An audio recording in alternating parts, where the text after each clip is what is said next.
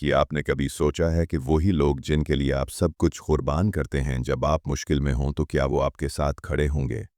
ये कहानी एक ऐसे इंसान की है जिसने सारी जिंदगी दूसरों के लिए जी, मगर वक्त ने जब उससे हिसाब मांगा तो दुनिया ने उसे तन्हा छोड़ दिया। रिदवान, एक आम मगर नेक दिल इंसान जिसका दरवाज़ा सबके लिए खुला रहता, जिसके हाथ कभी खाली ना रहते। गांव के बच्चे उसकी किताबों से पढ़े, बेवाएं उसके राशन से जिएं, मजदूर उसके दिए हुए कपड़ों से ईद मनाते। एक दिन अस्पताल के कॉरिडोर में वही रिजवान बैठा था, आंखों में आंसू और हाथ कांपते हुए।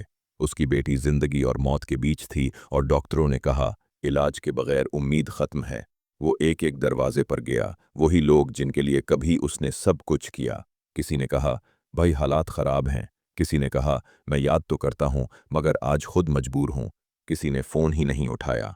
रात ढल गई, उम्मीद टूट गई। लेकिन अचानक एक अजनबी शख्स आया। वो नर्स का शौहर था जिसे कभी रिजवान ने नौकरी दिलवाई थी। उसने कहा, भाई, आपने मेरा सहारा बनाया था जब हम खाली हाथ थे। आज आपकी बेटी मेरी बेटी है, इलाज के सारे अखराजात में दूंगा। रिजवान की बेटी बच गई और उस दिन उसने हकीकत समझ ली, भलाई कभी ज़ाया नहीं होती। वक्त बदलता है मगर नेकी अपनी जगह वापस ज़रूर आती है। अगर ये कहानी दिल को छू गई है तो सब्सक्राइब ज़रूर करें, क्योंकि शायद अगली कहानी वो हो जो आपकी ज़िंदगी बदल दे।